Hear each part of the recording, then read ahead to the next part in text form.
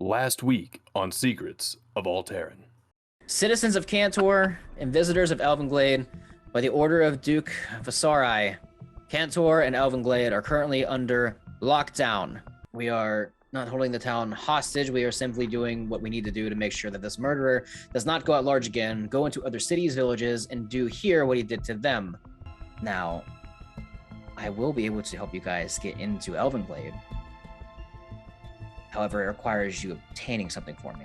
Then I was attacked by some ugly-looking, furry animals and creatures of sorts, and I had to make my way out quickly. However, they got the best of me. She goes, "Okay, all right, I've had enough of this," and she claps her hands, and she plane shifts you guys outside of the city. Just, you guys all land on an outside forest.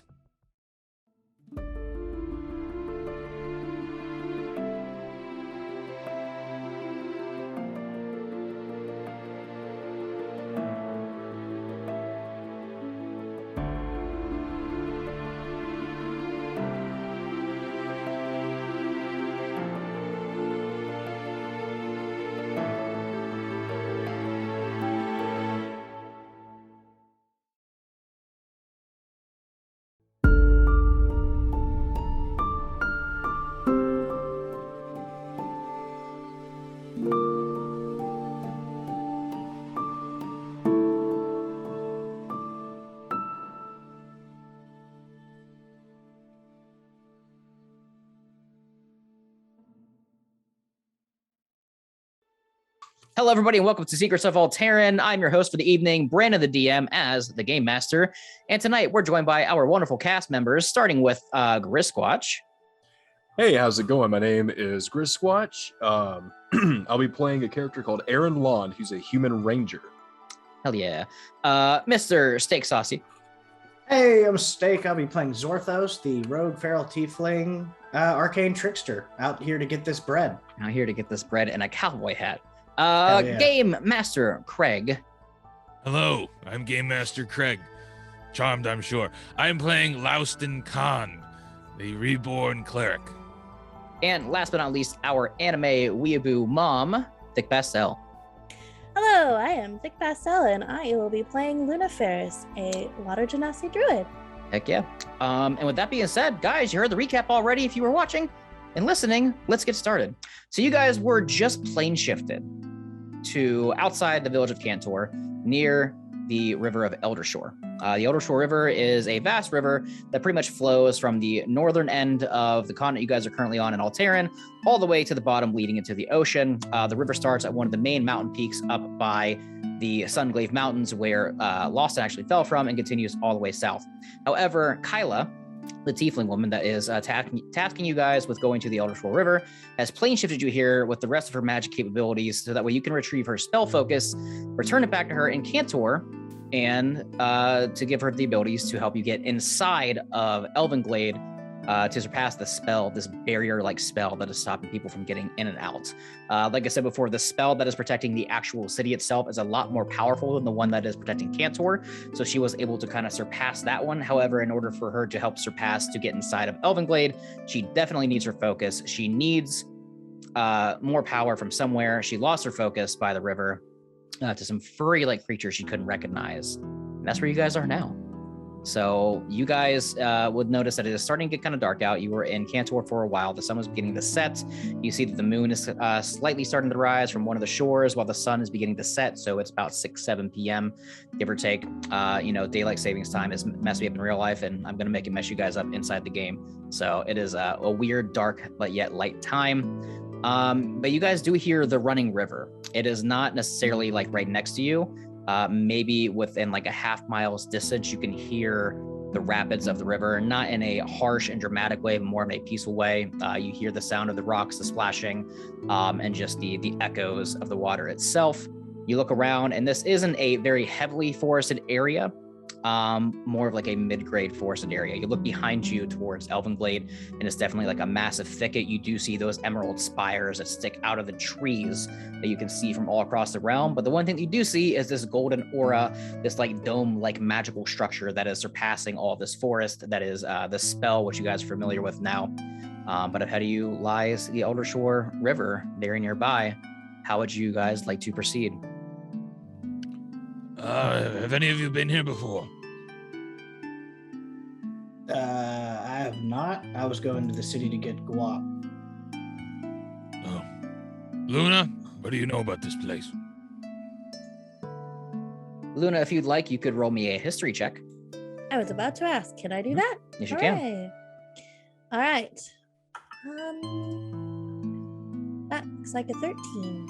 A 13. With a 13, you haven't necessarily been here yourself. You primarily stayed by Endershore, where the Druid settlements are. You didn't really stray too far from there besides going to the Sunglaive Mountains. However, Eldershore, the Eldershore River, is called Eldershore because the river itself actually passes Endershore through the mountains, is pretty well peaceful for the most part. You do know that there are various creatures that come to the river, specifically by the shoreline, to often feed. They get fish, they get different creatures, they drink from it. However, you don't really know anything specific off of that. It's really just a regular river as far as your knowledge would really pertain to, since you haven't really traveled too far outside of Endershore. So this specific area of the river, you're kind of clueless. With me coming from the Large, being raised around the Larnwich Woods, should be in the northern area of Elvenglade. Yes. How much would I know of this area? You'd probably know about the same still, because you're from the northern area, and the area of the river you guys are currently on that flows to the south is in pretty much the southern end of the continent. So you wouldn't really have too much knowledge per se about, this area of the river. The river is overall famous for it running from north to south.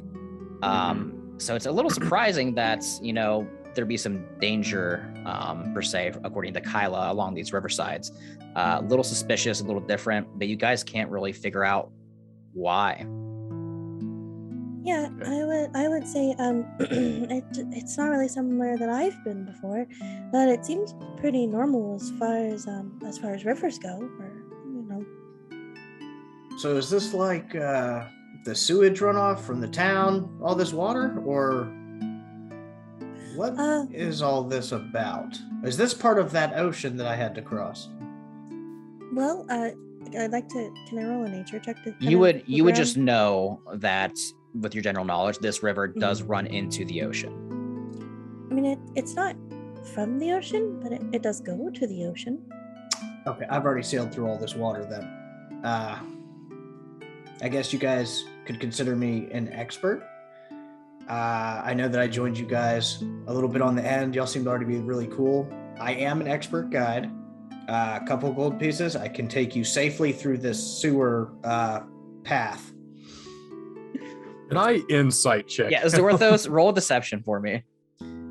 Oh boy. It's a deception. I just believe him. You just believe him? I do. Okay. He's given me no reason to doubt him. True. I got a 15. 15? 15. Yes.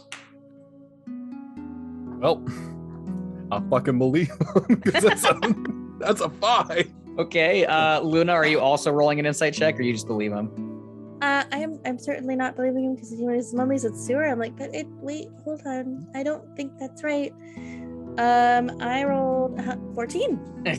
You believe him. I believe him. Zorthos, you have the party convinced. Do me a favor, Zorthos, as you notice that they kind of buy it. Roll me a perception check if you could. 13 plus 1. 14. Okay, 14. You look around as you're like, you didn't think they were probably going to buy it, but they did. And you're like, okay, you turn, you kind of look around, and you see that there is a pathway kind of off this trail that leads to where the river would be. You can very easily hear it. As you look a little more, as the sun is setting, is getting darker and darker, very slowly, you see coming from the pathway in a very, not thick forested area, but like mid-forested area, there is some sort of like blue aura kind of coming from where the river is making noises at. Okay. Yes. I guess my tithings of the gold can be paid after. Before, if possible, it's usually expected, but as a show of faith, we can wait until I bring you guys out of the forest alive. Hark! Look there, a path. This probably leads us closer to the sewer river. Follow me. Is there actually a path? Yeah, there is. So you guys like on a trail right now, like a typical trail that leads from Cantor down to a village called Borvsky. It is one of the southernmost villages. You're kind of on that path right now.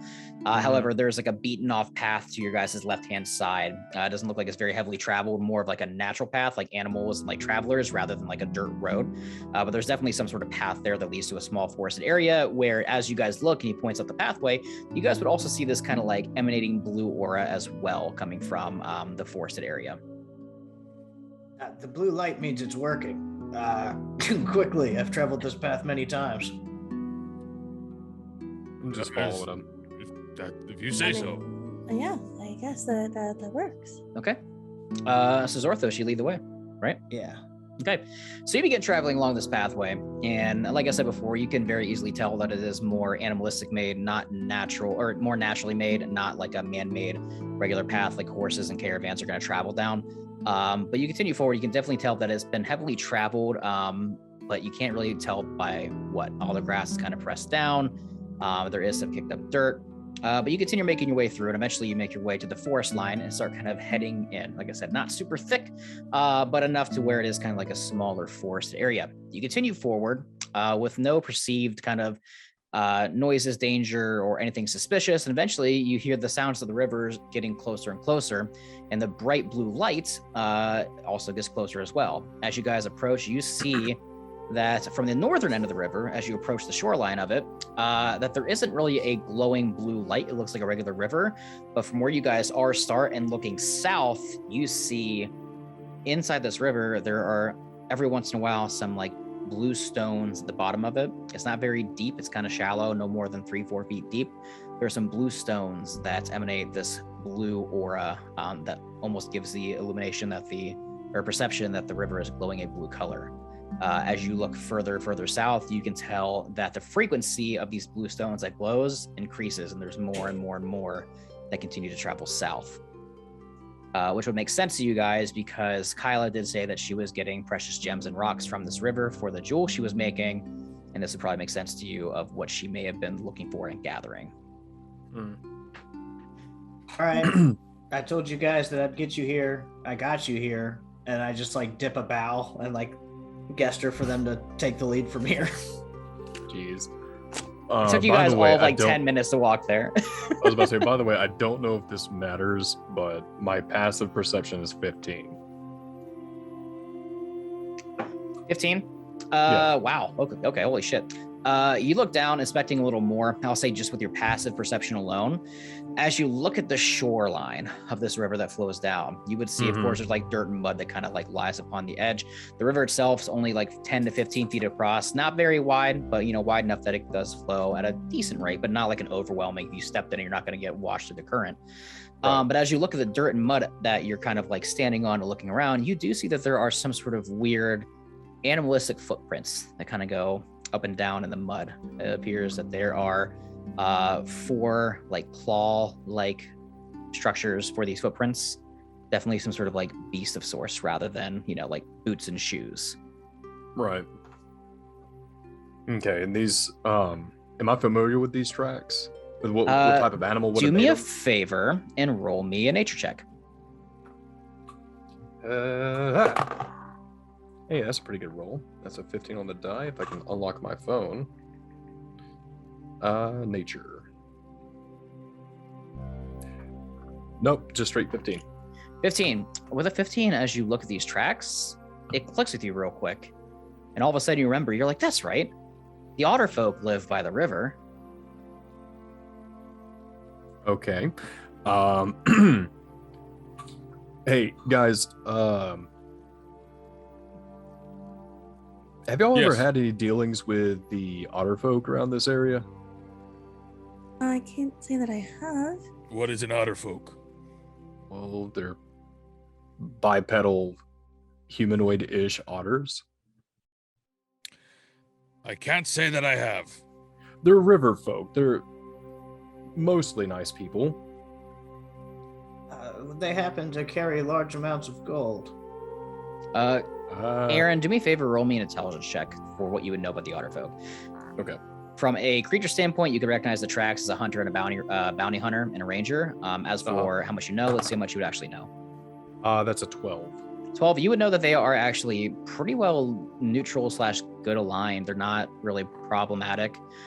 Very peaceful, kind of do their own thing. But the one thing you do know is they do like shiny things. They like their gems, they like their coins, they like collecting, and they take their personal values very seriously. Yeah.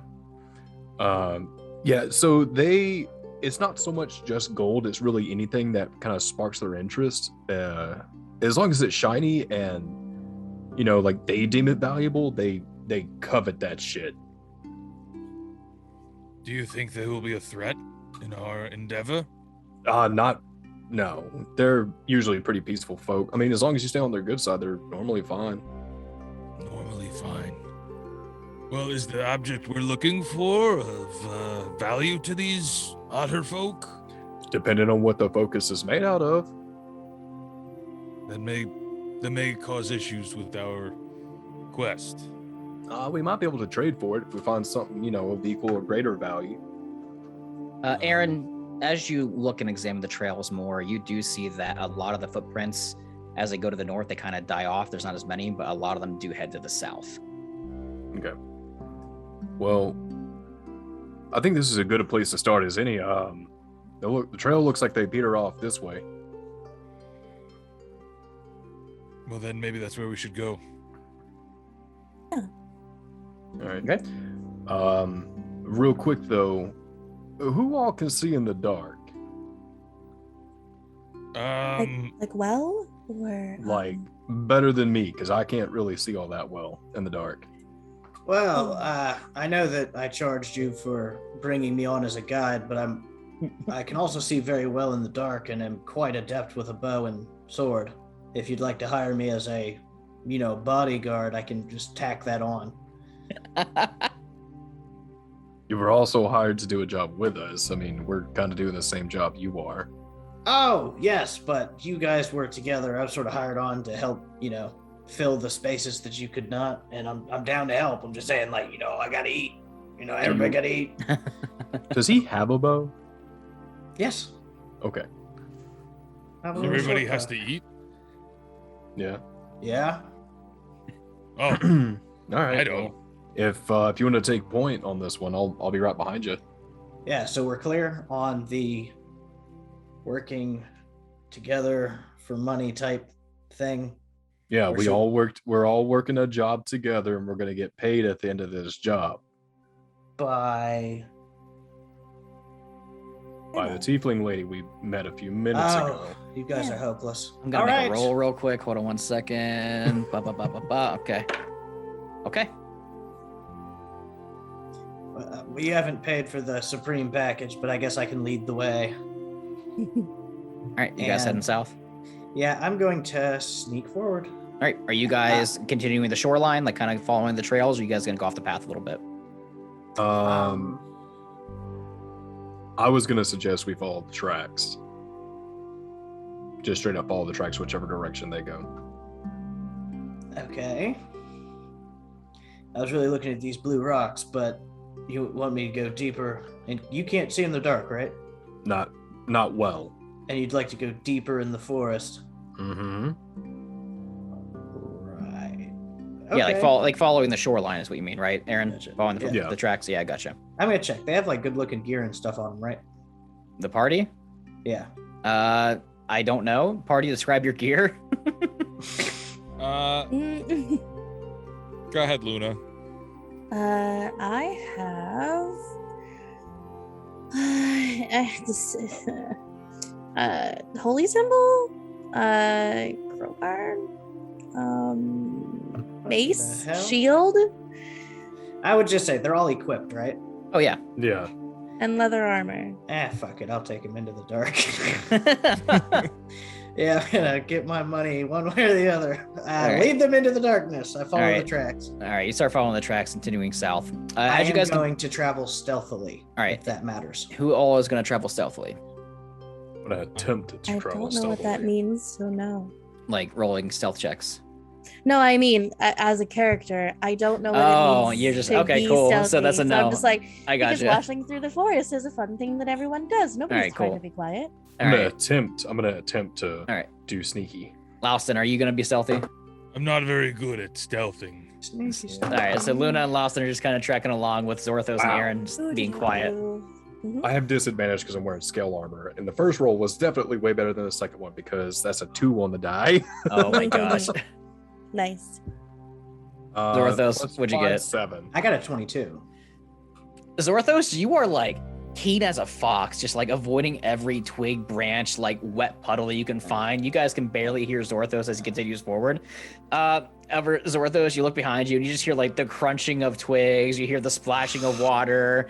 Louston is like busy talking, like, "Oh, look at those trees!" Just like, just like very oblivious to everything. Can I use my stealth roll to move off of the path away from them without being seen?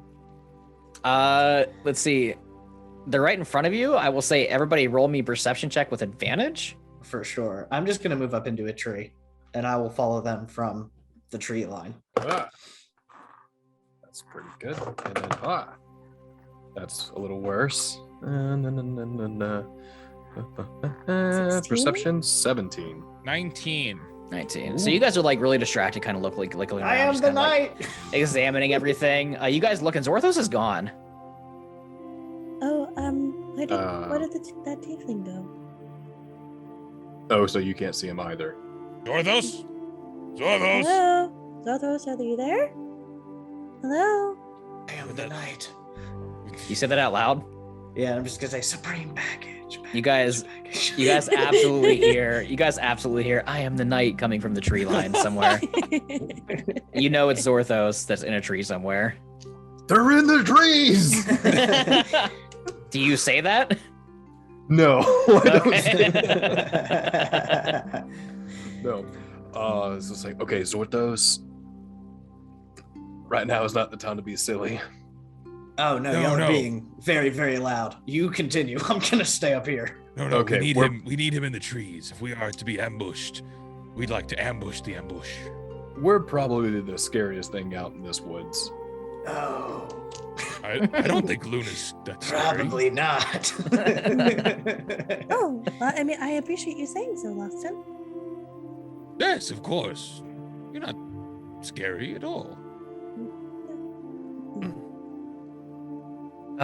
Zorthos, do me a favor. Roll me a straight luck check. Roll me a d20. Okie dokie. As you're in the tree. Radio. Nat 20. I don't know Okay. what that means for luck. So as you're kind of like speaking out loud, just like screwing with the party, you I'm look just to your whispering. you look to your left in this tree, Uh-huh. and you see what looks like some sort of net trap that is like hoisted into the air. And you see inside that it's actually empty and there's nothing inside of it, but you look and there's some sort of like trap of sorts, of like a net that looks like it was activated, tripped off. Oh, halt. Stop moving. Just kind of like, Okay. Oh, okay. I'll You see something? take Start pulling my out my bow. I'll take my dagger and I'll just like cut the net free so it falls to the ground. You guys see that a net falls from a tree about 15 feet away from you guys, by the forest line. This is Oh. another free trial of the supreme package.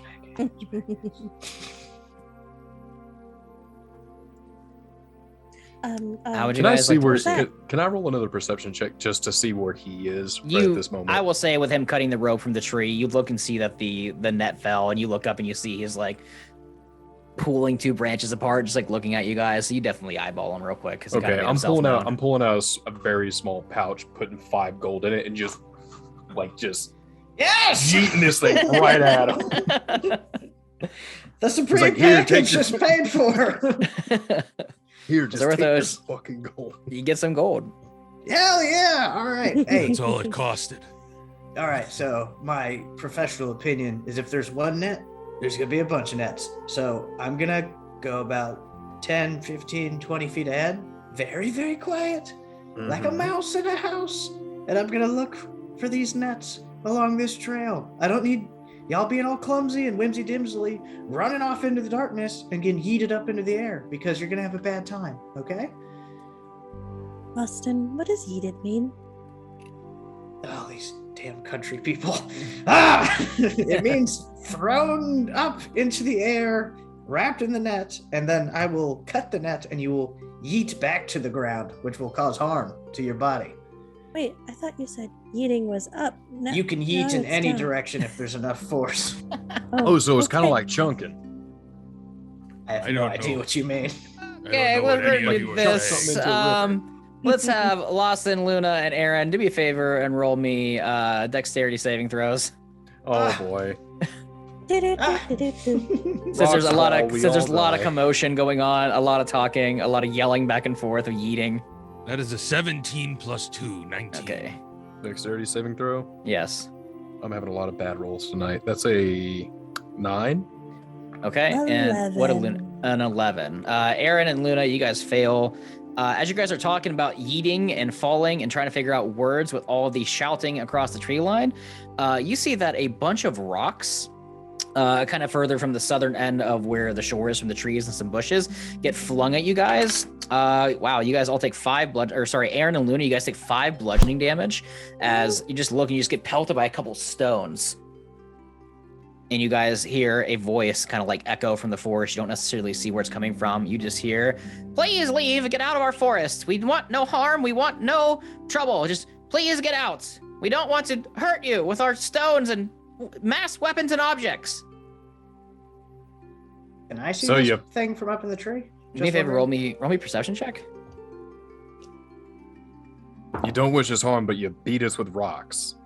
10. Yeah, that doesn't really make 10, sense. yeah. You don't... Zorthos, you can't see really anything. They're pretty stealthy. Okay.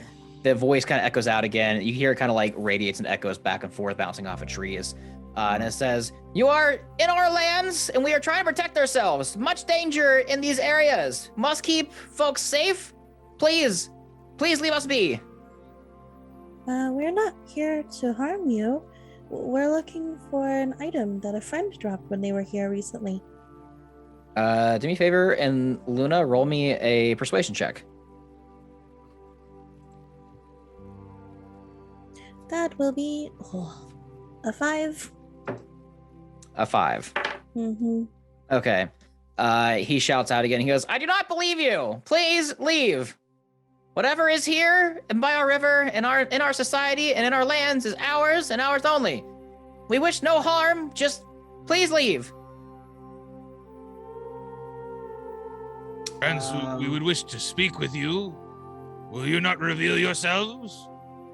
No, for I am hideous. We are all scary, monstrosity creatures. If even the pure sight of us, it causes those to be petrified and horrified. That we are hiding for your own good. I look at Luna. I just lean over and said, I highly doubt that.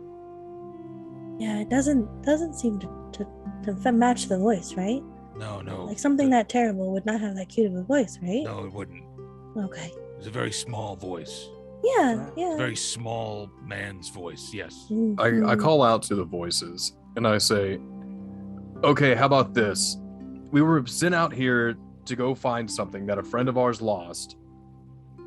You don't want us here. We don't want to be here. If you will help us and guide us through your woods, we will leave even sooner. Roll me a persuasion check. That's a lot better. Gonna keep on using that die then. Is it persuasion? Yes. That's a dirty 20. Wow. Okay. You hear it goes silent for a second, and you see a bush about 15 feet from you guys that sits by the river, shakes a little bit, and you see that the front of the bush kind of like pops open a little bit, and you see like when you're driving and you like shine your lights on a deer, you see like the glimmer in the eyes. Yeah. And they look at you. That's what you guys kind of see in the moonlight as it reflects, and the blue light off the water reflects off. You see these eyes that kind of beam at you guys, and goes, "Are you wish not to harm myself or any of my kin?" Well, I'm gonna slap whoever the heck hit me in the head with that rock, but other than that, You see, he closes the bush again. He goes, "I did not Seems mean fair. to. Just I didn't. Intruders are usually bad." Laustin steps up in front of our companion here and says, "No, he means no harm. He means no harm. Please reveal yourself." Yeah, he feels like Aaron, your words definitely kind of calmed them a little bit when you said you're gonna slap somebody that hit him with a rock. But when Lawson steps up forward, he goes, "Ha, okay. Just please do not hurt me, and just okay." And you see, kind of like jumps out of the bushes, and you guys see about a 3-foot tall, like otter humanoid. This is an Otterfolk. He stands about 3 foot tall. He's very furry, and he wears some sort of crude leather armor. On his back, he has a spear. And in his hand, it looks like he has some sort of like sling that has some rocks still kind of sitting in it. And he kind of like holds his hands up a little bit. He's about 15, 20 feet away from you guys. And he goes, my name is Jorbi, and I am one of the scouts of the Otterfolk. I'm only here trying to protect our lands and keep those safe and keep out intruders. There's been a lot of stuff going on recently in our lands, and we wish no harm among anybody. We just want to keep to ourselves to remain safe. But if you are saying that me helping you get through the forest can keep intruders out or help you guys move along your pathway, then I will be happy to do that. Just please, we wish no harm, and I'm sorry. I'm very sorry about the rocks. Usually the rocks scare away small animals, but you guys are indeed not small animals. No, we're not, and you wouldn't have happened to have seen a tiefling lady through these woods, not but a couple days ago. Oh, the one that stole our rocks from the river. Oh, those are your rocks. Well, yes. They're in our lands, therefore they are ours. Okay. She didn't know that. You see, kind of like looks at the ground, starts kind of kicking some of the dirt and like the mud around, and goes, "Well, not a lot of people do because finders keepers. Am I right?" I mean, now forgive me. We're kind of coming from a place of ignorance. Even I didn't know that. But we did get sent out here to help retrieve something that she dropped. Is possibly something small, maybe shiny. It would have been on her person, maybe around her neck. The victory charm that King Mobu took. You see, she came in here a few days ago and started taking our rocks and our gems from our river that we enjoy to look at and gaze our eyes upon at night.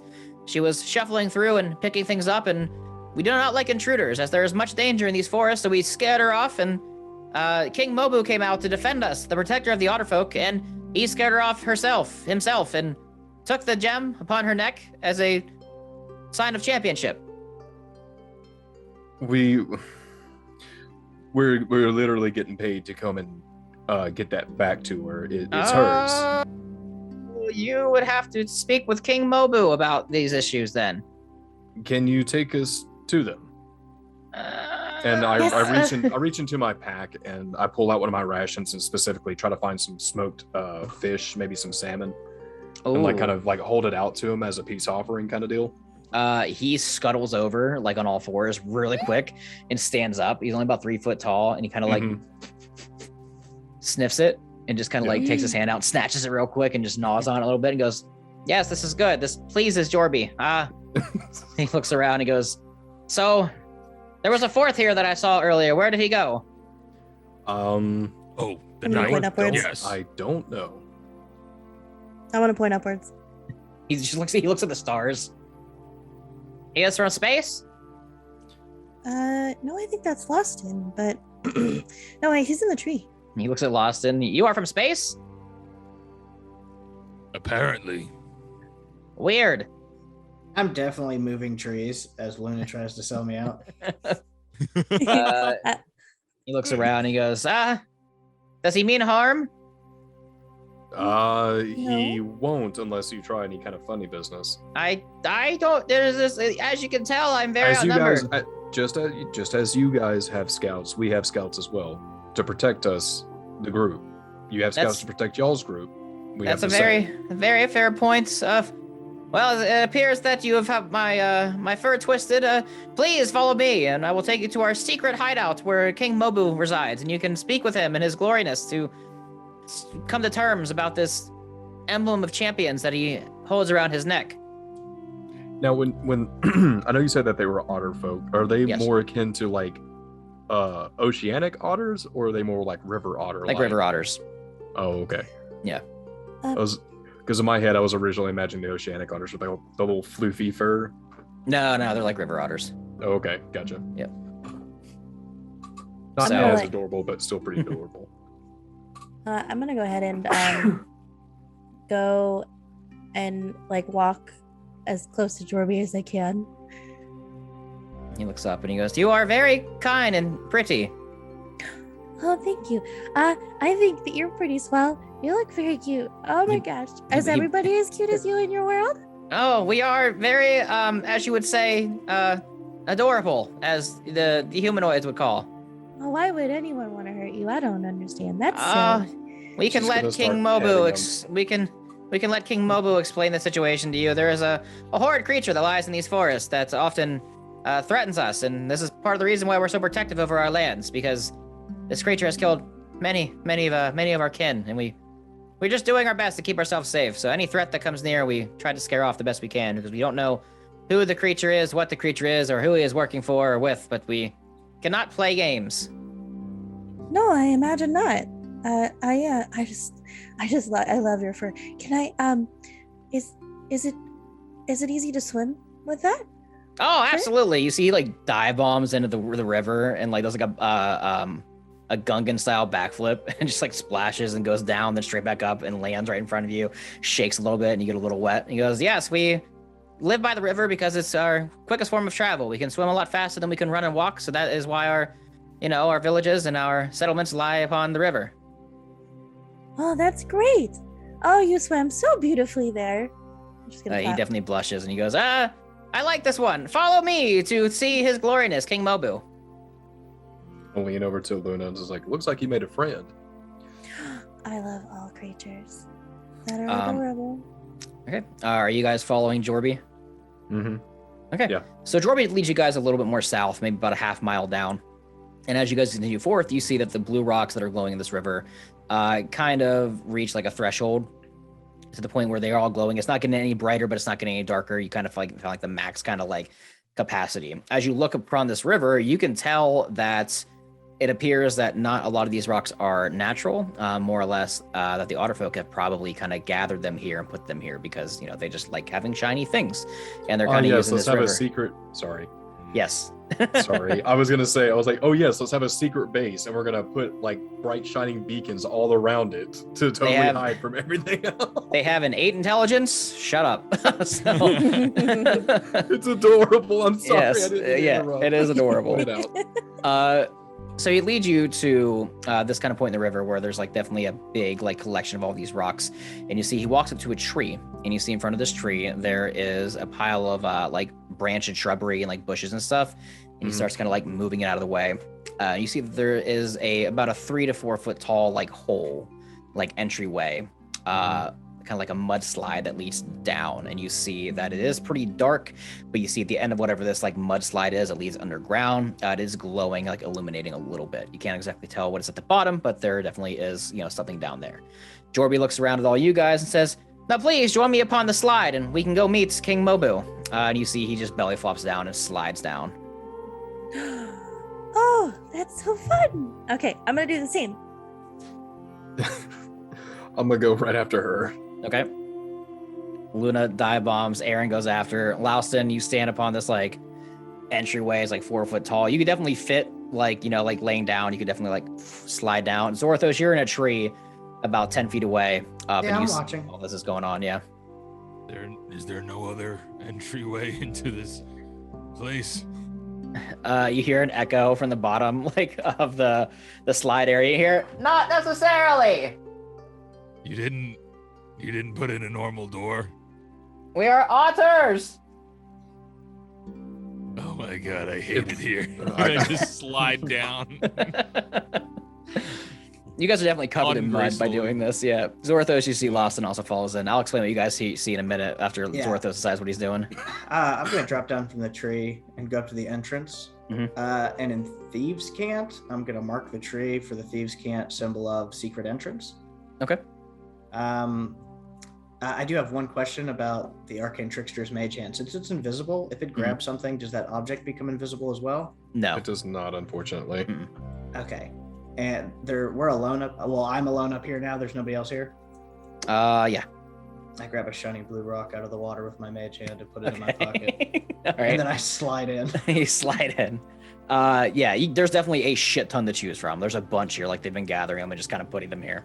I'm choosing a so you really slide in. fancy one. So eventually you guys slide down this little mudslide and reach this like underground like cave of sorts, this little like crude made cave system. It's definitely made of like sticks and straws and mud. But it looks very homely for the Otterfolk. As you guys land, the ceiling is kind of short. It's only about 5 foot high. So I mean that's kind of taller than that. You're probably like ducking a little bit, trying to like not bump your head off of the ceiling. Oh, sorry, I hiccuped. You look all around and you see that Jorbi stands there. And he is approached by a bunch of other Otterfolk. You see that there are different tunnel systems that kind of go in and out. You see that there are crude made like little like huts that are like holes in the wall. As you kind of peer in, you see that it's not a hallway. It's just kind of like a hole that leads to like a room of sorts. There's like a crafty like a craft made bed with like hay and straw and like twigs and stuff like that. So this looks like kind of like a burrowed little civilization for the Otterfolk. Some of the Otterfolk approach him quickly though, and you hear them say like, "Oh, who are these people? Why have you brought outsiders? Outsiders? Why'd you bring outsiders? What are the outsiders doing here?" And he goes, "Oh, quiet. They mean no harm. They're here to talk to King Mobu." And you hear one of them goes, "Jorbi, how could you do this? You know the rules. You broke the rules. God damn it, Jorbi, you broke the rules." And you see they start giving him like a hard time. And you see they're kind of roughing him up a little bit, yelling at him because they've brought outsiders in. But echoing down this like hallway, this open room that you guys see, there is some sort of throne made out of bushes and twigs and sticks. Sitting upon it is another Otterfolk. He's a little more hefty, not like in a fat way, more like in a kind of like a buff way. He wears a crown made out of sticks and twigs, and you just hear him go, "Silence! Jorbi, come forward with your visitors." And you see the Otterfolk kind of like hush up and kind of quiet down and kind of spread out of the way. I am pushing to be first of the guests to be introduced. As we're kind of like hodgepodging our way up, I'm digging through my pack frantically. I'm gonna pull out like probably like 3 or 4 worth of my rations, just handing out like bits of meat, dried meat, and smoked fish. Like I don't have a whole. They love you. I definitely don't have a whole lot of smoked fish, but what little bit I do have, I'm handing out. Yeah, you're tossing it out, and you see Jorbi's like, "See, they're kind." And you see that they're like grabbing the fish and like, "Okay, they're not that bad." And you see that King Mobu goes, "Silence, please approach. Oh God, what has happened? Please come forward." Stop feeding the peasants. Yeah, we'll come forward. Yeah. Okay. So you guys all approach forward. Jorbi is like ahead of you guys as well, and he walks up and he kind of kneels before King Mobu, and he goes, "King Mobu, your gloriousness, your beautiful crowned self. I have found these outsiders that wish to bargain with you for the champion's gem that is around your neck. It appears that that gem belonged to a friend of theirs who was the intruder the other night that we scared off, that you defeated in combat and were able to take the necklace from." And you see he looks around at you guys. He goes, kind of like brushes Jorbi off, kind of like waves him to the side, and he speaks out and goes, "Is this true? You wish to have this charm of mine that I have found?" Yes, we were actually tasked by a friend of ours, or really more of an acquaintance. They're paying us to retrieve that item that she dropped.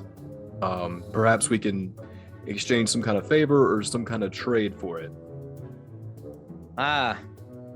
So you wish to have one of our collectibles. You see, the Otterfolk are very, in a kind sense of ways to say, possessive, I guess you could say. And the items we find, we like shinies, we like valuables, we like collecting. As you can tell from our gorgeous rocks. He's gonna roll perception check. He does not see the glow from the rock that Zorthos took at all.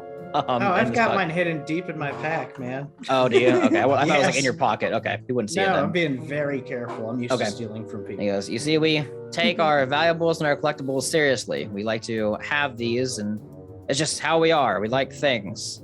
I don't know what it is. We just do. It's in our description." He looks around and he goes, "I would really like to bargain with you for, this is a very convenient time to bargain." It's good to know. It's convenient to you to talk to us. Yes, it's very convenient, actually. You see, we actually did not always reside here at this portion of the river. We resided closer to the ocean front. There was much more fish. There was much more area. Not as dangerous, not as many creatures. However, a creature forced us out. Forced us to move upshore, bring our collectibles, make a new home. As you can tell, we are not in the best living situation, as he kind of points around this underground hut Normally we live above ground. We have mud, straw huts that reside upon the shorelines. However, this creature has hunted us down for months now, forced us out of our area. If you can possibly take care of this creature for us, we can return back to our regular homes, and I will gladly return this gem for you. Not only that, I will offer you maybe some stones from our river. What kind of creature is this? Some call it the Vine Hydra. Some call it the Green Monster. But I call it Death. Can I do... Would it be an Arcana or would it be a nature check to see if I could kind of pick up what kind of creature this is? Go ahead and roll I'd me like a to do one too. Yeah, go ahead and roll me a nature check, whoever would like to. I present to you death. Counteroffer of one shiny rock. 15. Oh, what? 15? 15 for me. 15, 16. With a 15 and the 16, he's not really giving like an accurate name of whatever this is. So you can't really pick up anything of what it would be. From the context clues that you were given, you could probably tell it's some sort of creature of the forest. But that's about it. How large is this creature? Oh, this bigger than us, about the same size as you, but bigger than us, I'd say, I don't know, human-sized. Forgive me about the questions. I'm just trying to suss out how dangerous of a venture this might be. Does it speak like a man? It does not. It makes grueling and horrifying sounds. It comes out during the nights and it tracks us down and has taken many of us while we sleep, while we hunt, while we fish. The last thing we see before we lose one of our kind are massive vines and whips that fly at the trees, grab our kin, and pull them away, and we hear the screams and cries of death. That's terrible. I'm so sorry. Yes, it is very horrifying. She's like tearing up a little bit. So this thing is may I- nocturnal. As far as we can understand, yes, that is why we live underground at night. During the day, we are usually pretty free to hunt, fish, and gather, but at night, this is why we have an underground society now versus our normal above ground living. Do you know how this thing, well, of the members of your clan here that have survived, did anybody of your people get a good look at it of how it attacks, how it kills? There has been one survivor, and he looks and he goes, "Glib glab, please approach."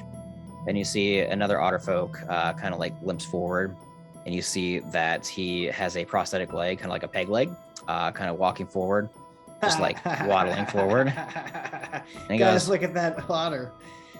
as soon I'm gonna as stare you daggers laugh, back at him. as soon as you laugh, Mobu stands from his throne and goes, "You dare to mock one of our kind?" He's super cute. Roll deception? I mean it. Oh, do you? Roll Yeah. persuasion? It's not any better. It's the same roll. 13. Wow, yeah. You see Mobu sits back down and goes, "You must forgive me. My perception of things is very off right now. We are in a tense situation. We have had enough death on our hands of our people." And you see, please approach. And this Otterfolk approaches and he says, "Oh yes, I've encountered the beast. I was able to escape barely with my life. I was fishing, you see, the sun was going down, the moon was rising, and I thought I'd be okay for another dive or two to reach into the water and get some more fish. They warned me to come back and get underground, but I figured, what are the chances, you know? And next thing you know, as I hear my head above water, a vine, a rope wrapped around my neck yeeted me out of the air and pulled me into the forest. It was very hard to see. However, the last thing I remember were glowing green eyes, sprouting flowers, and vines from a horrid-looking creature. It almost blended in with the forest around it. It opened its maw to take one final bite at me, but I was able to, luckily, wedge my way out of its vines and give it a good thwack in the head with a rock or two. But unfortunately, it did chomp down and it took my leg in the process. I was able to swim up shore, and my fellow kin found me and drug me underground and did what they could."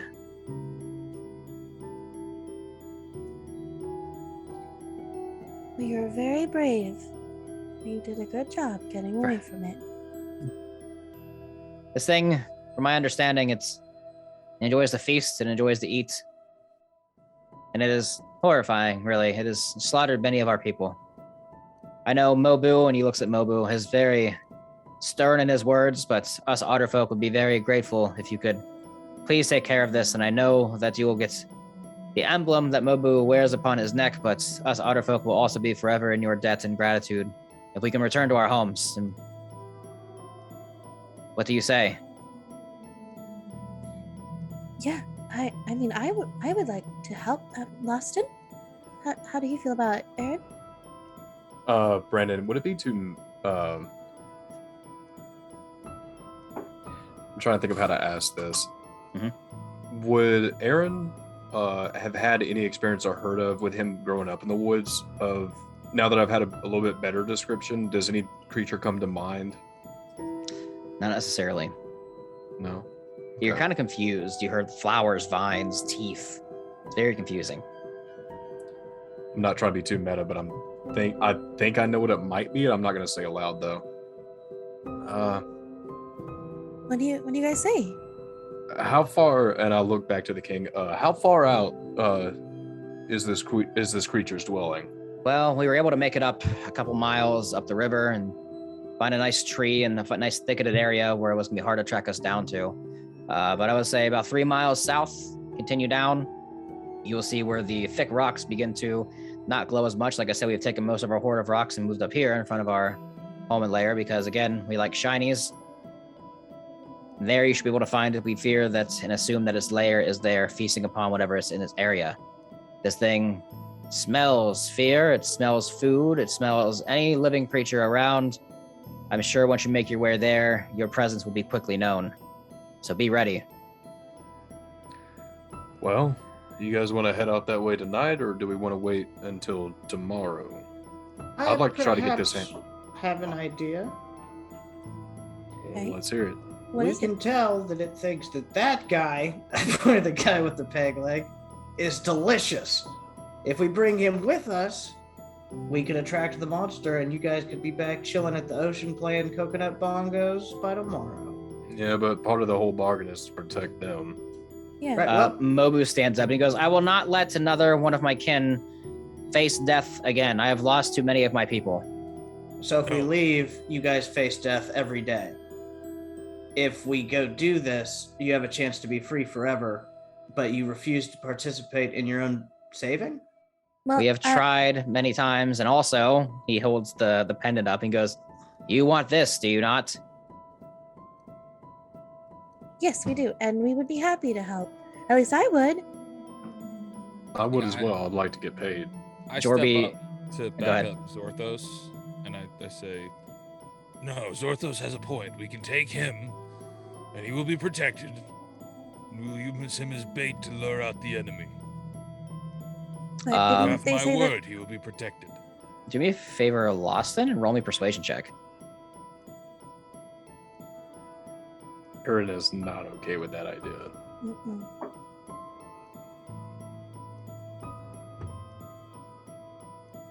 No.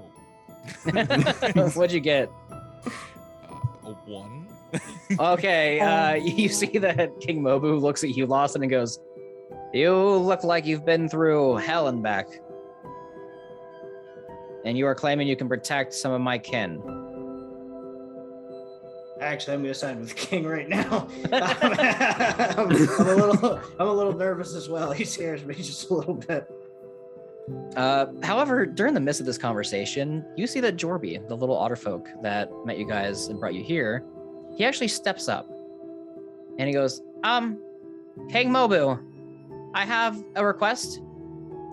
I am just a young Otterfolk, and I did lose my mother to the beast of the night. I'm very young, but I fear I may not be brave enough as I should be, as the last remaining bloodline of my Otterfolk. I would like to avenge my mother. I would like to join the adventurers on this task to take down the creature. I feel it is my duty, it is my honor, And it's what I must do to find my bravery. It's what my mother would want. And you see that Mobu is silent. And he looks down at the ground. He looks up and he goes, Jorbi, you have always been very kind, very foolish, but I am proud of you in this moment. I do not wish you to go. However, if you feel you must do this, I will not stop you. If you return, just know, not only will we be forever grateful in your new friends' ventures and their tasks, but in yours as well.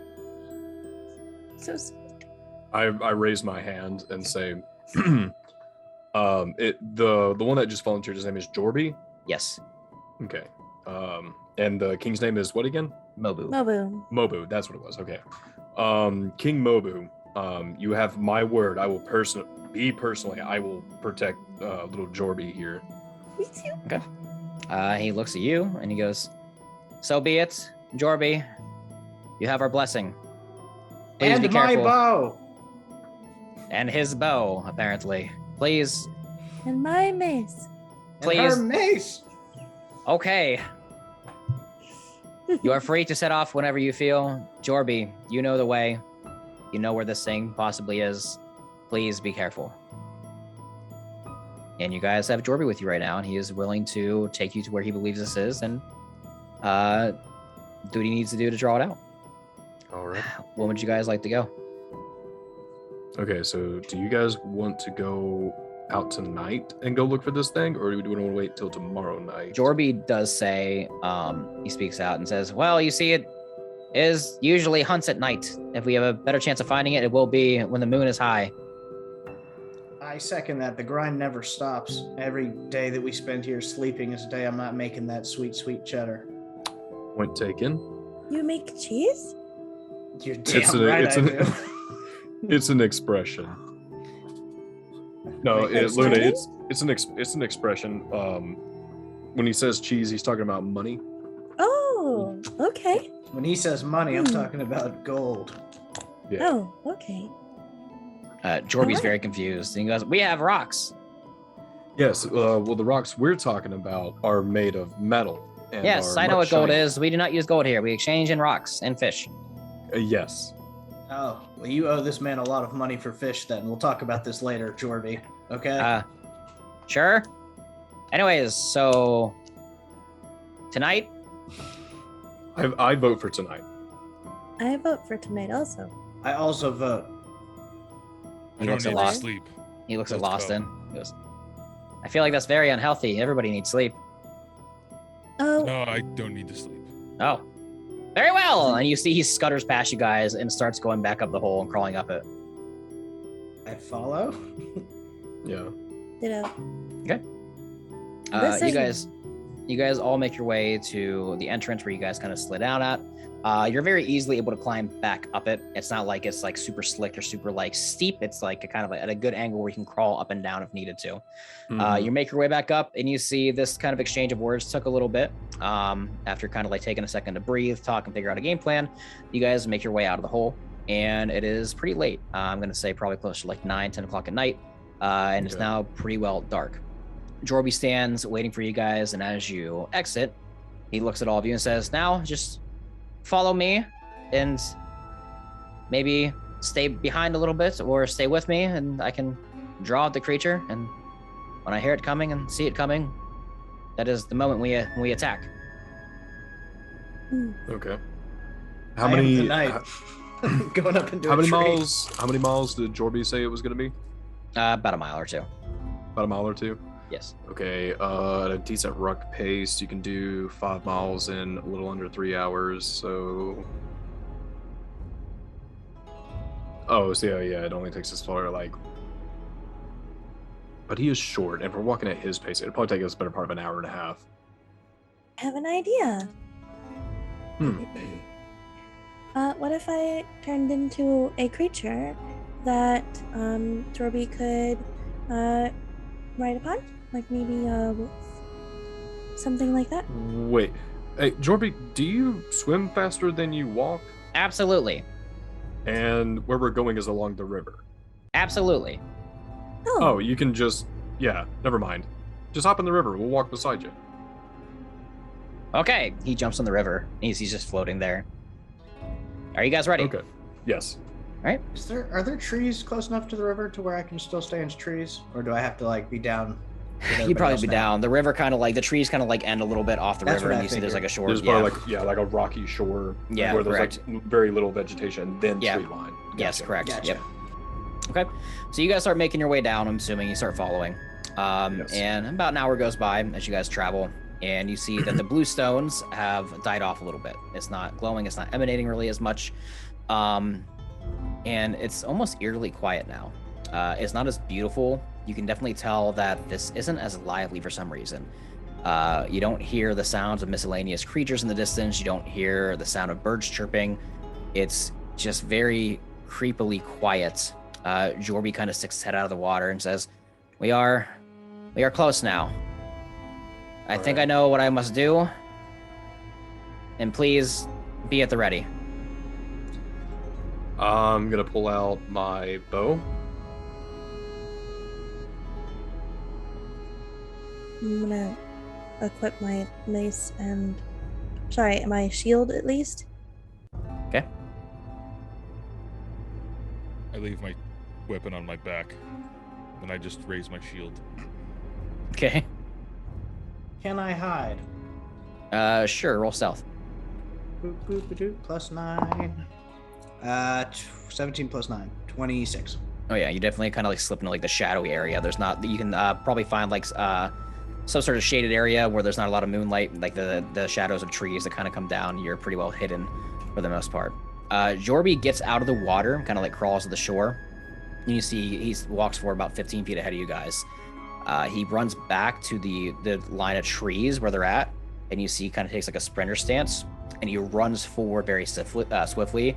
He jumps in the air towards the water and just does like a dive bomb into the water, and a massive splash kind of splashes throughout the water, causing like a ripple effect throughout the river itself. And as this happens, you hear the echo of the splash kind of like echo through the trees. And as this echo happens, you hear a grueling sound. Not like a deep sound, but like a clicking noise. And you see from the opposite side of the river, about 40 feet away from you, a set of green eyes glows from the trees approaching forward. Out of the shadows. Go ahead. I'm pointing my bow right at those eyes. Okay. Are you shooting or are you... I'm holding to see Okay. what the eyes do. I'm So- waiting for vines to shoot out from that direction. If so, So- I'm gonna let it go. You see, out of the shadows of these trees, this creature with glowing green eyes approaches, and as it reveals itself in the moonlight, the eyes are actually green gems, and this looks like about a 7 foot tall, 7 foot long, and like 4 foot tall chameleon of sorts. Its entire body are a bunch of vines kind of wrapped together, constantly moving back and forth. The tentacles and the vines that sprout from outside of it are flowers. However, the flowers, when they swing back and forth, have some sort of like pollen or dust that swing back and forth. But a couple of the vines look like they have spikes and like threads at the end.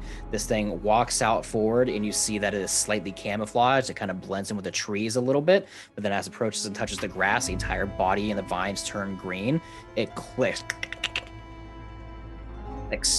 in eerie fashion. And you see it rears up and stands on its back 2 legs and is about to shoot a couple vines down at Jorbi in the water. You guys can go ahead and take an action if you like to, and then we roll for... Okay. Aaron, roll to hit. I will also This shoot is my bow called- if I can. This is called a Bloom Hydra. Jesus, that sounds terrifying. I'm also going to, if you'll allow me, I know I didn't state it beforehand, but if you'll allow me to, I would like to take a -5 penalty to hit. Yep. In order to get 10 extra damage on this. Yes, sir. Yeah, that's pretty good. So, plus only 2. Please tell me an 18 hits. It does. Okay. And then a D8. That's pretty good on the D8. So that's 7 plus 3 plus 20. 20 damage. Holy shit. So this thing rears up and is ready to pierce Jorbi in the water as he's swimming his way back to the shoreline with a vine that is getting ready to shoot down. All of a sudden, this arrow just right into the chest of this thing as it rears on his hind legs, and you hear it just flicks out and like a pain and growl begins looking around viciously. Everybody else go ahead and take your surprise attacks, then we roll for initiative. I was also just going to shoot an arrow. Yeah, go ahead. Do I have advantage because I'm hidden? Yes. All right, that's a 6. A 13. So dirty 20 to hit. That'll hit. For 11 damage. Ooh, nice. Okay. 2 of that being that sneak attack, 2d6s. There you go. Same thing. Looks around, peers around. Makes eye contact with Aaron as he sees Aaron lets go of the bow. Aaron, you see these green glowing eyes stare you down. All of a sudden, another arrow just kind of like right into the side of it, and is very confused looking around. Jorbi is making his way closer to the shoreline as he was not attacked. Luna, Lausen, you guys have a surprise attack. So what would you like to do? This thing's about 40 feet away from you on the opposite side of the river. You guys are on the river side right now. The river is about 15 feet across, and he is about another 10 feet from the river. I'm going to cast Bless on the party. Oh, shit. Okay, cool. What does that do again, just so I know? It gives everybody an additional D4 to an attack roll or saving throw. Nice. Okay, cool. And I will be channeling that at a bit of a distance. How far away is the otter? He is about 15 feet from you. Okay, yeah, he's in the.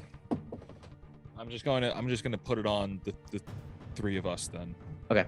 Not the otter. The otter does not have the D4. Everybody else here does. Okay, cool. Cool. Anything else, Lawson?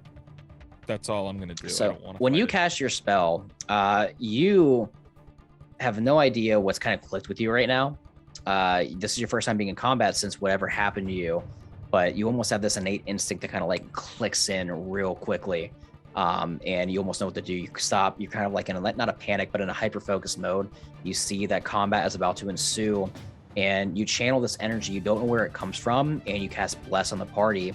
You guys look at Lawson as he blesses all of you with some sort of holy and divine energy, where the cracks are on his face and through his skin. When he casts a spell, just a little bit of red flame kind of like emanates from his body real quick as he casts the spell.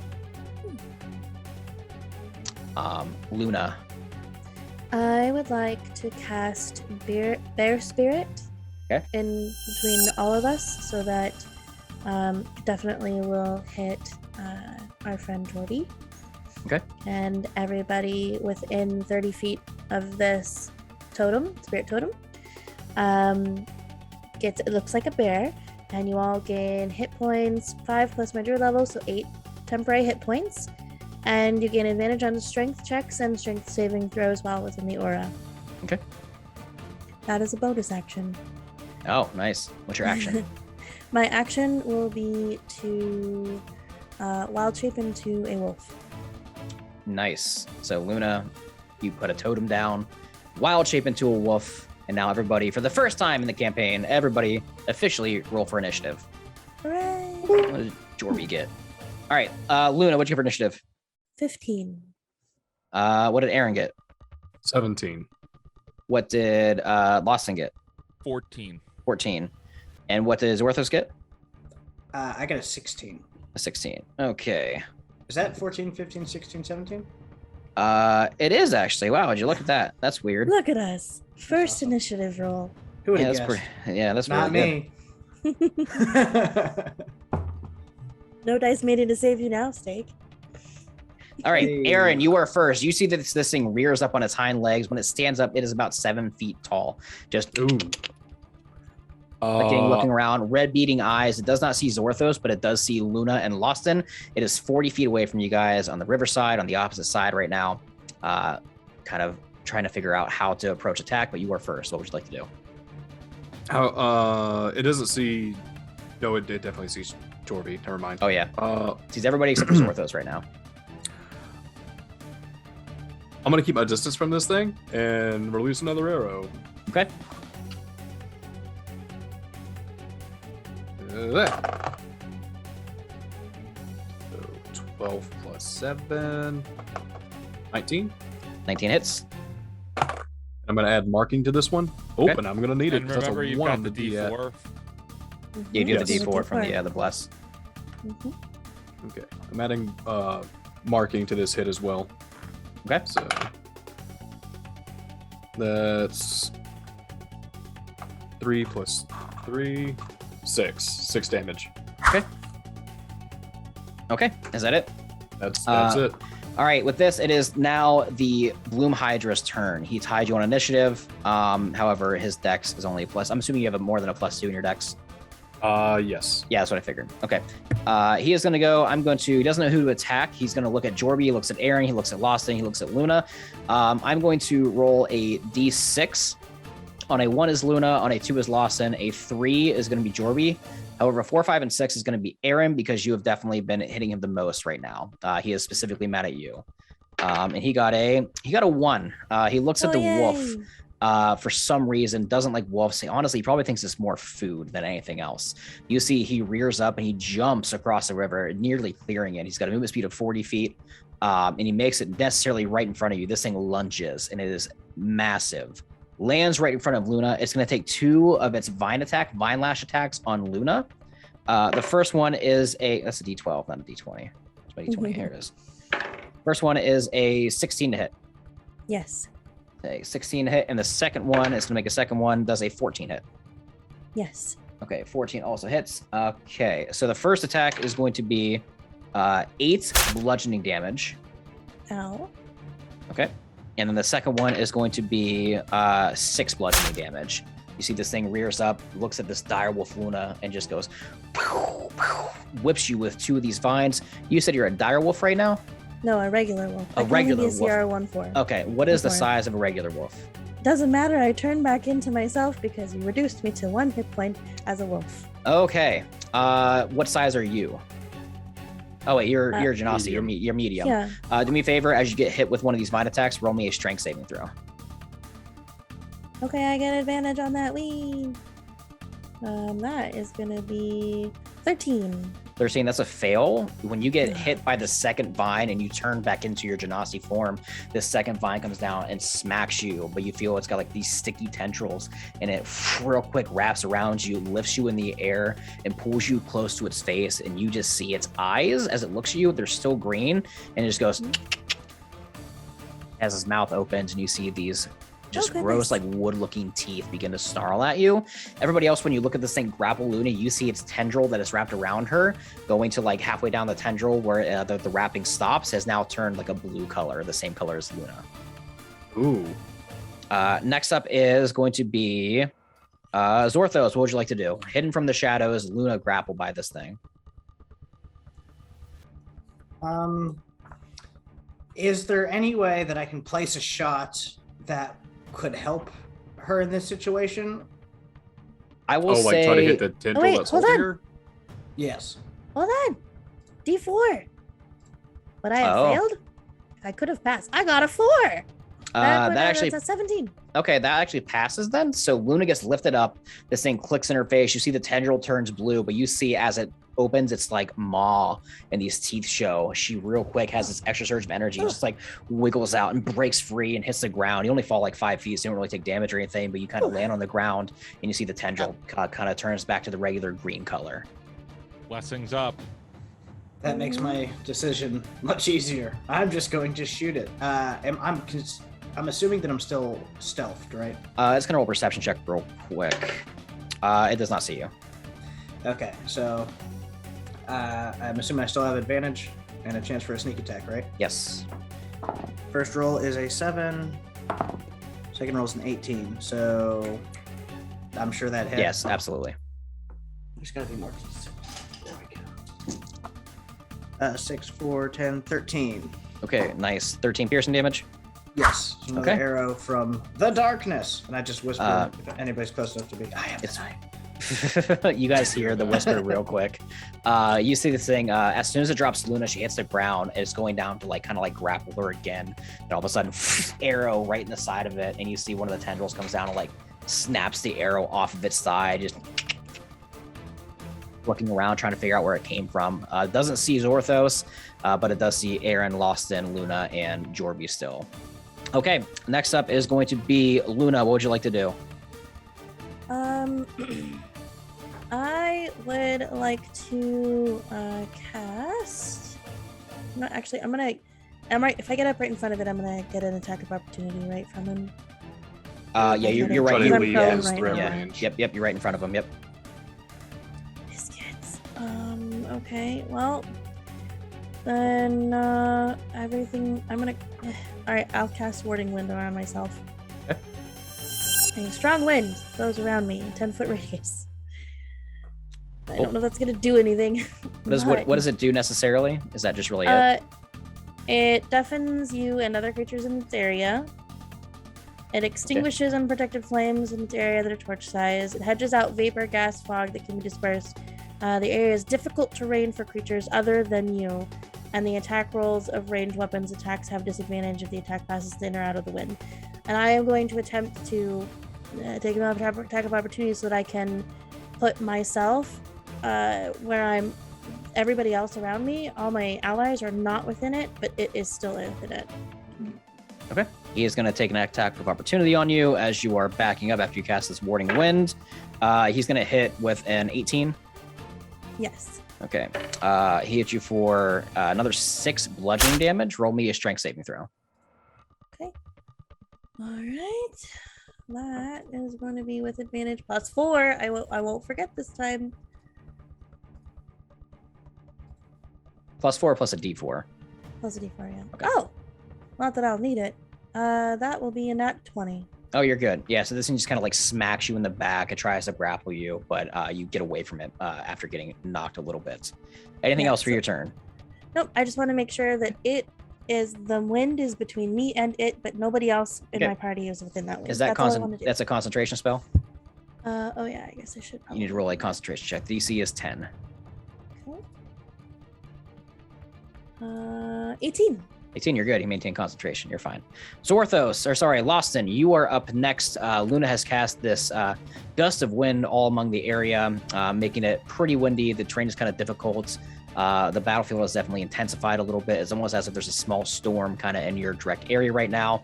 Zorthos shooting arrows from the distance. Aaron loading up his bow again. Luna backed off. And you have Jorbi that's about 10 feet away from you guys that is crawling out of the river. What would you like to do, Lawston? Okay, I'm going to just kind of like put a hand up and just cast Emboldening Bond on the entire party, excluding the otter for this.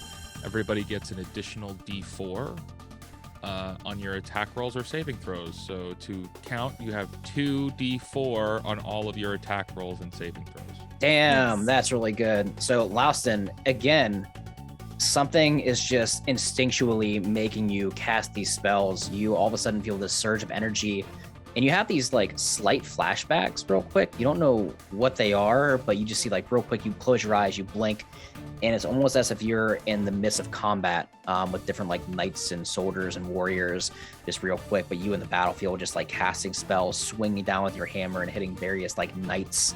And you just kind of like snap back out of it and you feel the surge of energy as you cast this spell. Again, you guys look at Lawston, and when he casts a spell, same thing. It's kind of a thematic thing. Whenever he casts magic, the cracks on his skin kind of like illuminate with some red flame a little bit as you cast this spell. And as a bonus action, I'm going to cast Sanctuary on Luna. Damn, okay. So if it attacks Luna, it has to roll a saving throw. Yeah. That's great. Cool. All right. That was Lawston. Next up is Jorbi. Jorbi makes it out of the water. He's about 15 feet away. He looks at all of you and goes, okay, this is it. This is what my mother would want. I will make my family proud.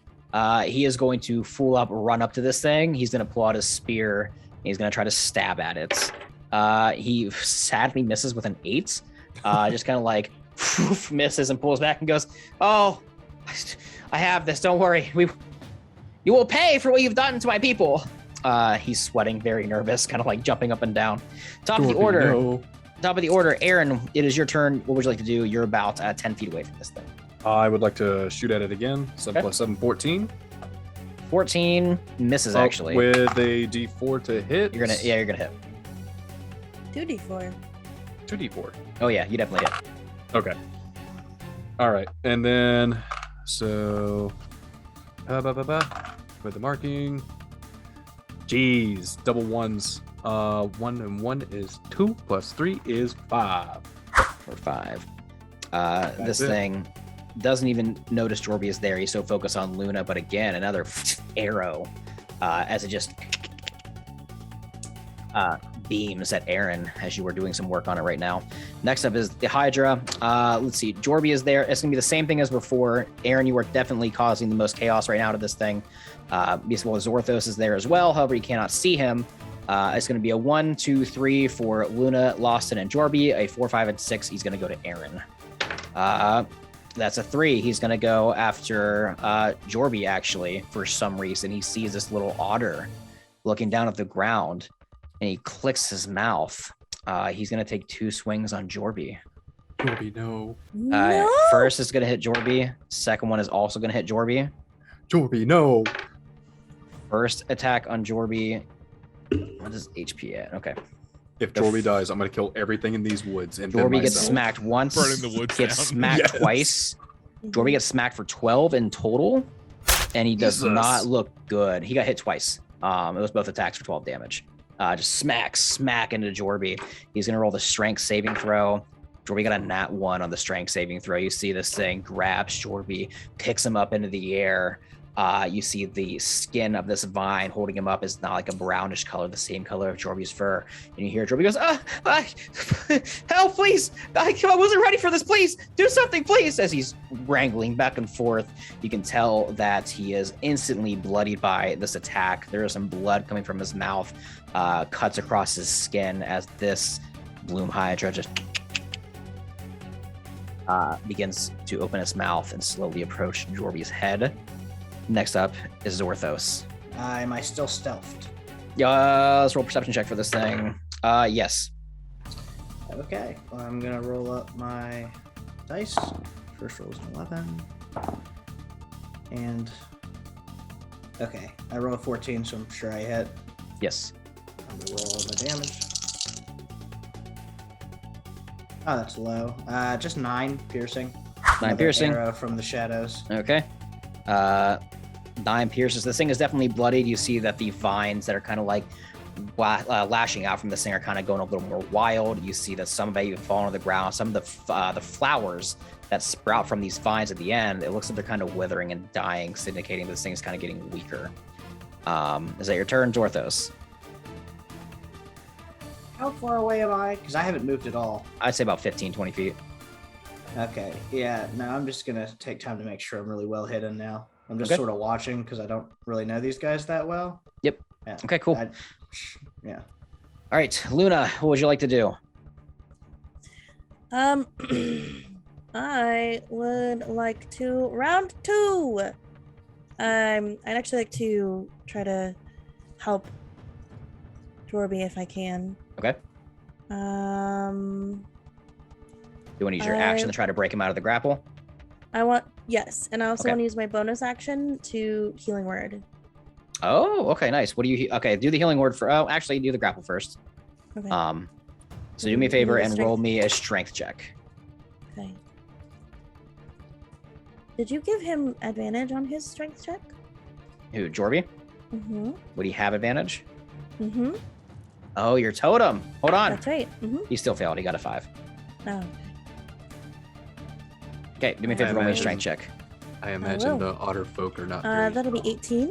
18, yes. Luna, you see that Jorbi is kind of struggling right now. He's freaking out a little bit. You suddenly jump up and you grab the vine of this thing and just pull it open as Jorbi kind of hits the ground, stands on his feet, scutters back a little bit, has the spear in his hand, breathing heavily, and you healing word him how much?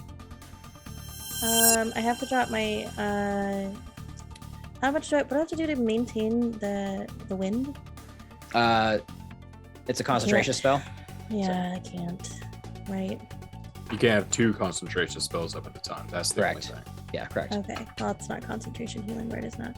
That's 1d4 plus 3. Okay. I heal him for 4. For 4. What is your healing word that you say? May the light be with you. You see a glimmer kind of sparks across his eyes, and he kind of has like a second wind, just breathes real quick and kind of grips a tighter grip on his spear. It says like, We got this. We got this, don't we? We got this. Mhm. That is his turn. I'm gonna. Or that's your use turn, right? Yeah, I'm gonna take an attack of opportunity because I'm gonna have to take attack of opportunity because I need to move back. Okay. Because otherwise those arrows won't pierce through since I'm right next to him. Gotcha. He is gonna do that. He got a 15 on the roll. Without his bonuses, so I imagine that's gonna hit. Yeah. Okay. You take, not bad this time, 5 bludgeoning damage. Roll me a strength saving throw. Okay. That will be. I need my d4s. So 2d4, 11, 12, 13, 14, 15. You're good. Yeah. You same thing. You get stumble a little bit. Roll a concentration check for the wind. Okay. DC is 10.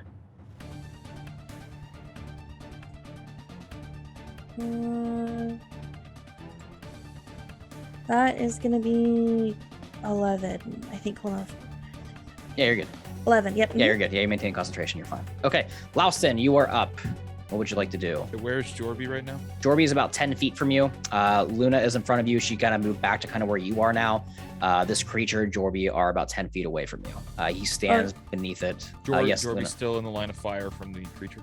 I wouldn't have moved near Loston because he would have been inside the swirl, and I don't want them to be. Okay, yeah, I want so them to not be inside. I'll say of it. about 10 feet away from you is the creature with Jorbi. This thing, however, is big enough for you to hit it with a spell. It takes up, like 10 feet of space. Is it still after Jorbi? It's currently got Jorbi. Yeah, currently, yes. It had Jorbi grappled. Luna broke the grapple. He's on the ground. Oh, this thing is kind of like. I am walking over. It just attacked Luna though, so. Yeah, I'm going to wait, and it passed the wisdom save. Oh, that's right. For the opportunity attack, you're right. Mm. Anytime it health left? attacks her. Yeah. What is the DC for the wisdom save? It got a 14. Not sure. Whatever the DC. I'm not sure what the DC is. 14. Okay, it passes. Okay. So Oh, it's let's take 5 damage. okay. Louston, what are you doing? I am walking into just slowly moving forward, even if it puts me in line of sight with the creature, even if it gets me close to it. Mhm. And I'm just going to reach down and put a hand on what's the creature's name? The Jorbi. otter's name? Jorbi. Jorbi. I'm going to pick up Jorbi and put him on my shoulder. Okay. And as I do that, I'm healing him for 2d6 plus 5. Hell yeah. Let me see what that actually is. Yeah, 2d6 plus 5, and I will roll that. And that is 15 hit points. Oh my god, you healed Jorbi back up to full. You see the bleeding from his mouth when he got hit comes to a halt. You pick him up and put him on your shoulder, and he looks around, and you see he is like more hyper-focused now. Has his spear at the ready, kind of cracks his neck a little bit, wipes the blood from his face as some flames kind of emit from you. He's on your shoulder. It's like super fudge right now. He's on your back. And you see he kind of, while on your shoulder, he kind of puts his foot on your other shoulder and is like standing kind of like crudely on top of you with his spear. And he goes, okay, we got this. We got this. Thank you. Thank you, kind sir. Is that your turn? Yes. And let me just make sure that this the sanctuary lasts for 1 minute, and everybody still has the 2d4. That continues until. So is he pretty in the much sanctuary? This was a sanctuary a range, or you cast it on people? No, it's cast on Luna, so it's Sanctuary, on her for that's 1 what it minute, is. Okay, never one mind. full Yeah, minute. correct, So okay. it's like Sanctuary. Okay. 26 rounds. Yeah, it's 10 rounds. 10 rounds. Yeah, you're good. Okay, so next up is going to be Jorbi. He is standing on your shoulders with a spear in his hand, right in front of this thing. He's going to try to take and just jab into it. His bonus is blah, blah, blah, blah, blah, blah, blah. He gets a plus that to hits. Jorbi's going to hit with a 14. You see Jorbi takes a spear, is going to plunge it down into this creature for 6 piercing damage, as Jorbi now has a spark of life and takes a spear and plunges it into the head of this thing and pulls it out, as you see just like some green vines and flowers and ooze kind of like flutter from the top of it, kind of rears back and forth and clicking at a louder pace now. And it is He is looking very, very rough right now. More flowers that are sprouting from him continue to die. The green glowing gem eye is kind of flickering a little bit, almost as if they are losing some life. Top of the order, Aaron, what would you like to do? I'm cranking a little bit further back on this bow, and I'm going to take another -5 penalty to hit. Okay. Yeah. Okay, so 23 to hit. That's going to hit. And then 14 damage total. Oh my god, you do a number on this thing as he stands, getting ready to lunge down at Jorbi once again from the spear attack. And as the vines are coming down, this arrow just right into its chest cavity area as it just snaps it off again. And then Aaron, you see it just kind of beams you this time because you've been doing work at this thing from the distance. This, I will say, this time he is 100% going. Go ahead. +3. What did I say? 14? Yes. 17. Wow. I forgot to add my modifier. My bad. Okay, he is 100% going to attack you this time. He is going to use his marigold beam. You see as the light in his eyes are kind of like flickering the screen color, they slowly turn to like a red glow. All the flowers sprouting from it also, instead of being like yellows and blues and greens, they all turn to a red color. It opens its mouth and it's going to shoot a ray of fire at you called the marigold beam. Do me a favor and roll me a dexterity saving throw. And I get to add 1 or 2 d4 to that saving throw. 2d4. Oh, 2d4. Hiya! Yeah. Hiya! 13, 14 plus my bonus, which I think is a +5. Mhm. Yes. 21. 21 is going Right. to hit. You're only going to take half damage. You were going to take 6 halves. So you take 3 fire damage as you're able to kind of like jump out Or of no, the way. 19, but yeah. Yeah, you're Sorry. able to jump out of the way. You just get singed a little bit. It's going to Okay. can do this twice. It's going to do it again. Do me a favor, roll me another dexterity saving throw. It's going to do it again? Yes, it can do this twice. Real unfortunate. 3 and 2. That's going to be 15 plus 5, 30, 20. It also passes. It was just half again. A little better roll this time. This is 10, half to 5 fire damage as you get Okay, singed a so little more. total So you- damage is... it was, what'd I say? 4 for the first one, I think, Mhm. and then 5 for the second one. So 9 Okay, so fire 9 damage. Got it. So you tuck and roll out of the first one, just get scorched a little bit, and then you see it rears up again, shoots another flame out of its mouth, and you kind of do another barrel roll to the other direction, just get slightly singed. And that is its turn. It's not looking good. Its mouth is clicking. Next up is Zorthos. What would you like to do? All lost marking. I see he's pretty weak, and they did pay me for premium service. So I stretch, draw an arrow, aim, and let loose. Okay. Still hidden? Let's find out. Ooh, perception check. He gets a +5. He got a 23. Oh, he sees me. Unless I have to Uh, roll a new stealth every time. I don't No, know. you were just keeping the same one. On It's your the turn, you last can, thing but he saw. the last thing he saw. Okay, I'll take my bonus action and hide. There you go. Ha-ha! It is me. So you get a 23. I got a 23. Meets got beats. So he A still 14 sees plus you. 9. Yeah, What do you still mean? sees you. I did the second thing. How's it not meets beats on my end? Because that's not how that works. 23 meets beats.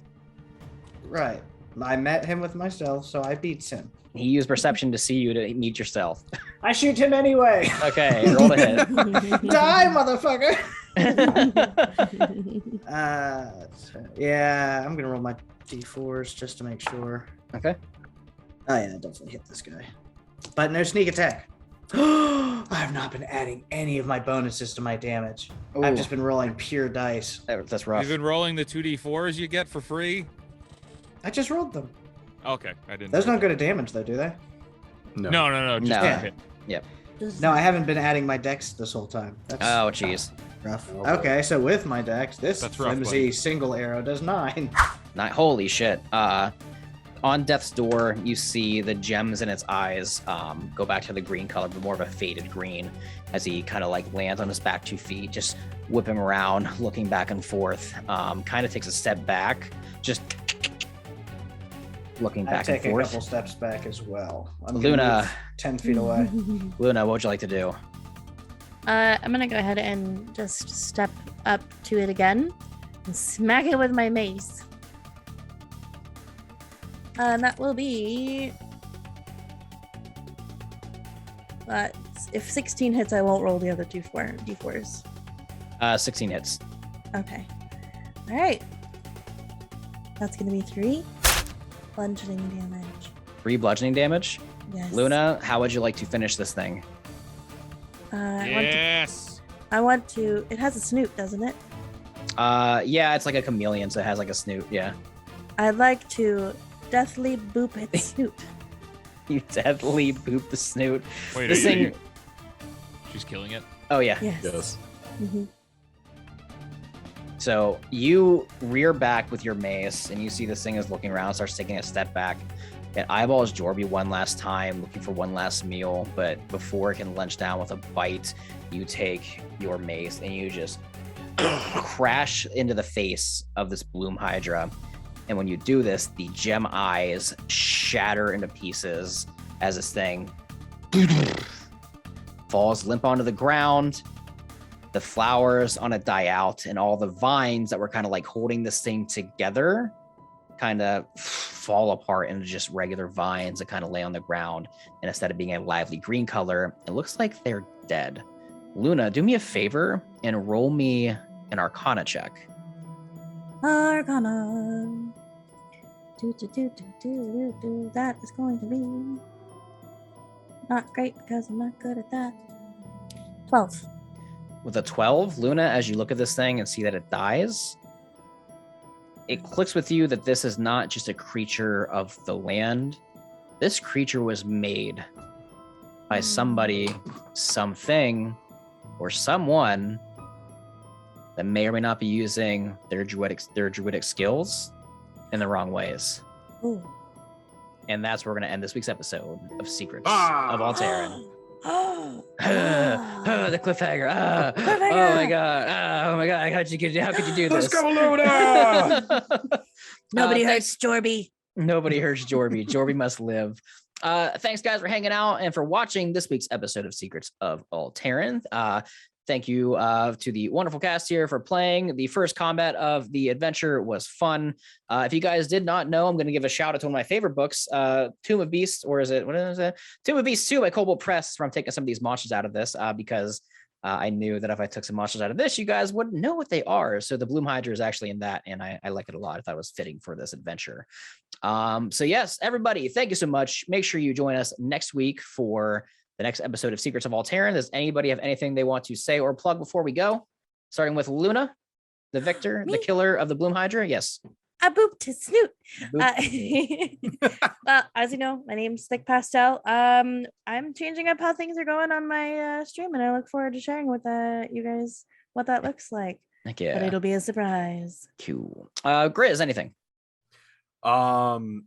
You can find me over at TikTok under Grizz Squatch with 2 Z's. And also, hi, Mom. Hi, Mom. Hi, Mom. Well, Hi, yes, we Grizz's gotta mom. say hi to Hi, Grizz's Grizz's mom, bye to mom. Grizz's mom every episode. Game Master Craig, anything, sir? Guys, if you want to watch more of me, and who wouldn't, you can catch us at 8:30 p.m. Eastern on Chromatic Dice right before this starts. So you get that, then you come over and we watch this, and we'll all be together and Good old time. Adventure awaits. Good old time. And Craig, is right, that campaign on YouTube? yes. yes. There's also on So YouTube. you can catch up to where you're currently at through YouTube and then watch On it the live. YouTube or Yeah. whatever Cool. podcast Whatever you listen platform to. you like. Heck yeah. And right hand man, partner in crime for the Cantrip Cast. Steak, anything you want to say real quick? That's me. Yeah. If you didn't know, the only 2 places in the world that you can't buy Coca-Cola is North Korea and Cuba. Huh. I didn't know that. I love the fun facts. There's- So There's something in common with both of those places. I wonder what it is. I wonder what it is. all right, guys, we will see you next week on Secrets of Aal'Teron. Bye-bye, everybody. Bye, Grizz's mom. Bye, Bye, Grizz's Grizz's mom. mom.